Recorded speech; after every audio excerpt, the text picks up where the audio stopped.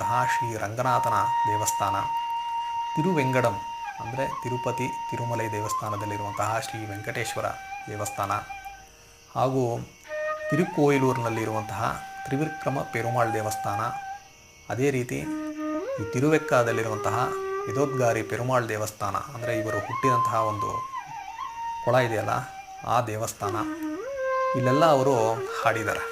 ಅದೇ ರೀತಿ ಭೂಮಿಯಿಂದ ಹೊರಗಡೆ ಇರುವಂತಹ ಶ್ರೀವೈಕುಂಠ ಹಾಗೂ ಕ್ಷೀರಸಾಗರ ಇವುಗಳ ಕುರಿತೂ ಇವರು ಹಾಡಿದ್ದಾರೆ ಅಂತ ಹೇಳಲಾಗ್ತಾ ಇದೆ.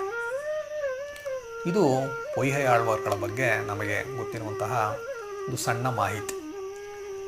ನಮ್ಮ ಮುಂದಿನ ವಿಡಿಯೋದಲ್ಲಿ ನಾವು ಉಳಿದ ಆಳ್ವಾರ್ಗಳ ಬಗ್ಗೆ ಮಾತಾಡೋಣ ಅಂತ ಹೇಳ್ತಾ ಈ ವಿಡಿಯೋನ ನಾನು ಮುಗಿಸ್ತಾ ಇದ್ದೀನಿ.